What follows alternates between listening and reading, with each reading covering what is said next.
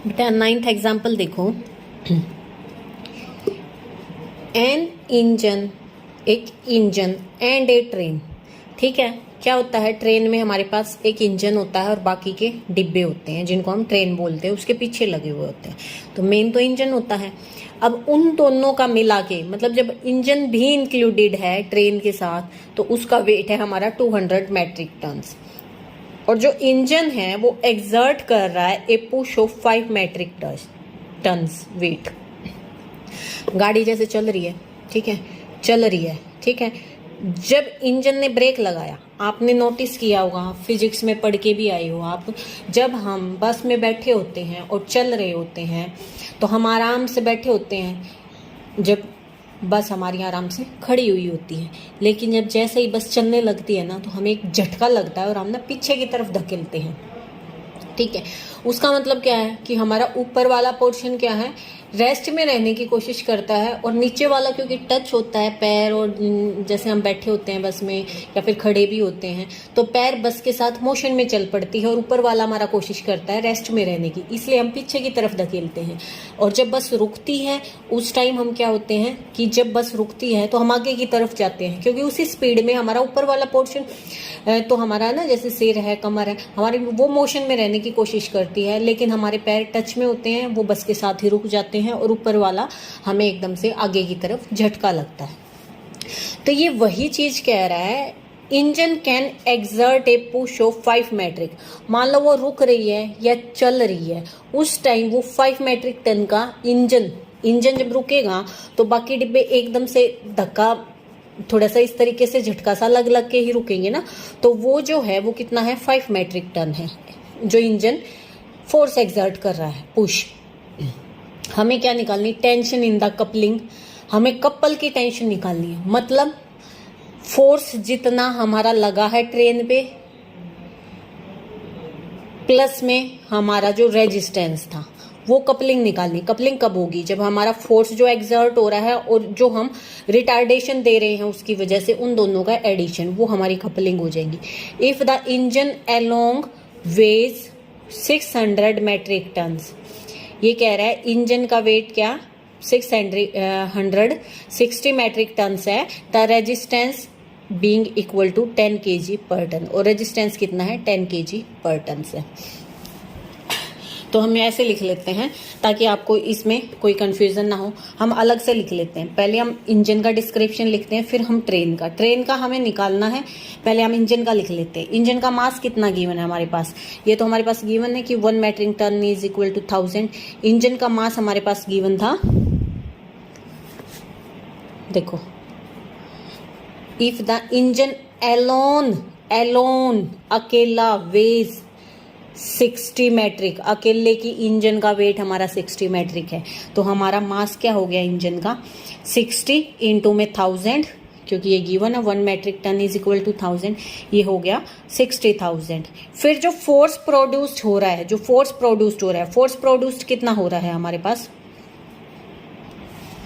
देखो, engine can exert a push of 5 metric ton, तो कितना कर रहा है, 5 मैट्रिक टन, यानी 5 इंटू में 1000, जब वो केजी और वेट में केजी में हमारा कन्वर्ट हो जाएगा। ठीक है, यानी फोर्स प्रोड्यूस्ड कितना है, 5000। अब mass of the whole train, पूरी ट्रेन का मास कितना है हमारा, इंजन प्लस में हमारा ट्रेन का मास 200 है, तो 200 इंटू में 1000, ये तो आ गया मास। ये हमने इक्वेशन पुट कर ली, हमने फर्स्ट इक्वेशन निकाल लिया है। ठीक है, ये पूरी ट्रेन का मास है, mass of the whole train. फिर देखो, अब हम इंजन पढ़ रहे थे ना, इस लाइन को आप वैसे याद कर लो या फिर ऊपर लिख लो। फिर हम इंजन के बारे में पढ़ रहे हैं, तो रेजिस्टेंस क्या होगा, MF होगा।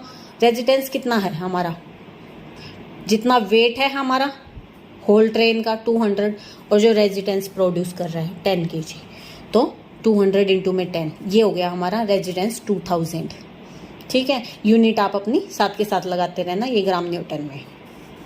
अब P हमारा इफेक्टिव फोर्स होता है। ठीक है, P इफेक्टिव फोर्स है, force produced by the engine and the resistance. ठीक है, जो इसने प्रोड्यूस किया और फिर रिटार्डेशन हुई जितनी, तो माइनस हो जाएंगे ना दोनों, तभी तो फोर्स आएगा। तो 5000 माइनस 2000 ये हो गया 3000 ग्राम न्यूटन। अब हमें एफ निकालना है, एक्सेलरेशन निकालना है।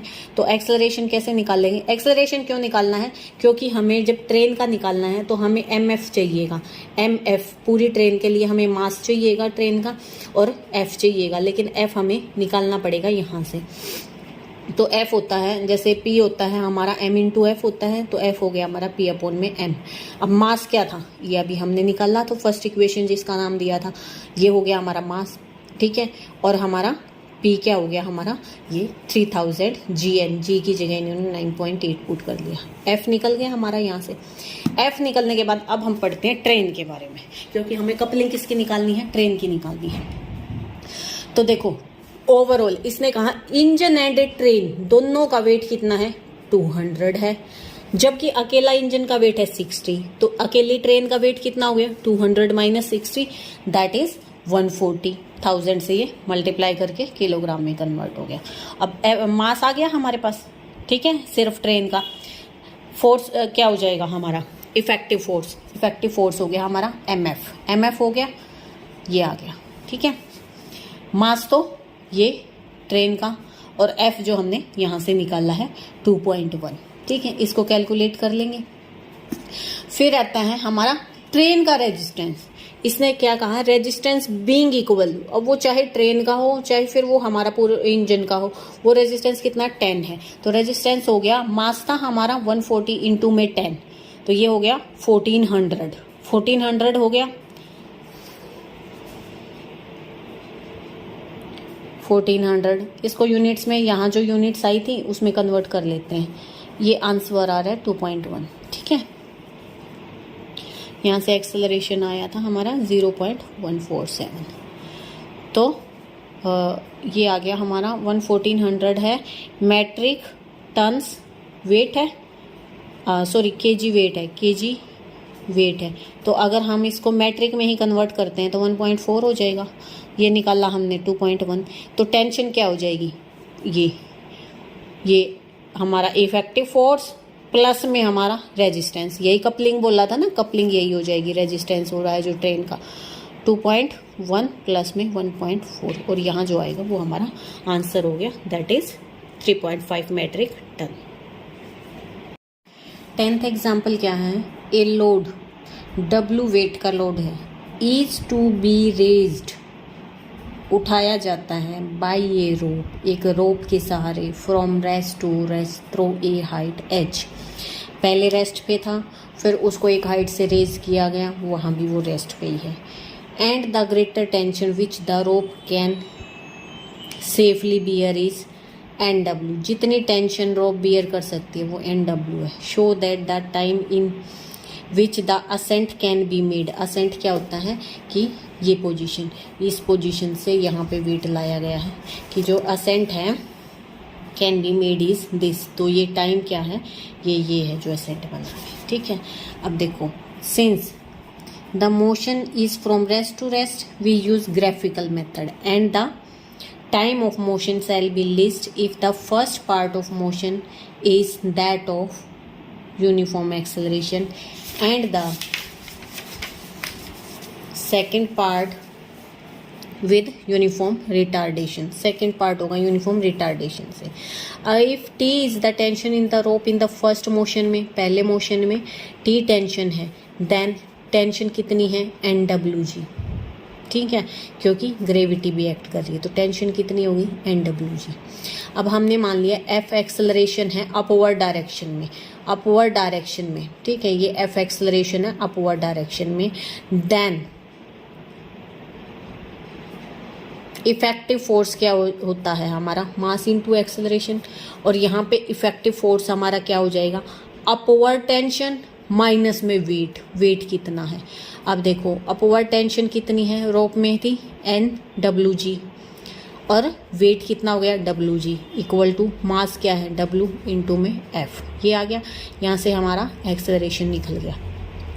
When the rope become slack, जब रोप हमारी स्लैक हो जाती है, the force of tension cases to act and the load moves freely under gravity with retardation g।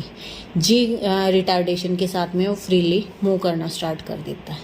Late हमने मान लिया ओ ए बी हमारा क्या हो गया, ग्राफ हो गया T1 and TB the times in the two motions. जब यहाँ से यहाँ लेके गए वेट को और फिर वहाँ से यहाँ लेके आए रेस्ट टू रेस्ट, तो टाइम क्या था T1 एंड T2 और V हमारी मैक्सिमम वेलोसिटी हो गई। ठीक है, देन F एक्सेलरेशन क्या हो जाएगा V अपॉन में T1। F हमारा यहाँ से हमने वैल्यू पुट कर दी तो यहाँ से हमारा T1 आ गया। रिटार्डेशन क्या होगी V अपॉन T2, दूसरा एक्सेलरेशन दैट इज यहाँ से हमने T2 निकाल लिया। सिंस H क्या है, टोटल डिस्टेंस मूव्ड है ना, इसने यही कहा है ना जहाँ से हम मूव करें, तो यानी ये पूरा एरिया टोटल डिस्टेंस मूव्ड। सो H क्या हो गया, एरिया ऑफ ट्रायंगल OAB। और H से रिप्रेजेंट करते हैं लेकिन area velocity into time upon में 2। ठीक है, T1 प्लस T2 बाई 2, क्योंकि ये हमारा मीडियन है। तो एरिया आ गया, यहाँ से हमने V की वैल्यू निकाल ली। अब from second and third equation देखो, सेकंड क्या था T1 और थर्ड क्या था T2, इन दोनों को ऐड करते हैं, T1 प्लस T2 ऐड किया, फिर V की वैल्यू यहाँ से इसमें पुट करी, तो यहाँ से T1 प्लस T2 का स्क्वायर क्या आ गया हमारा 2NH अपॉन दिस।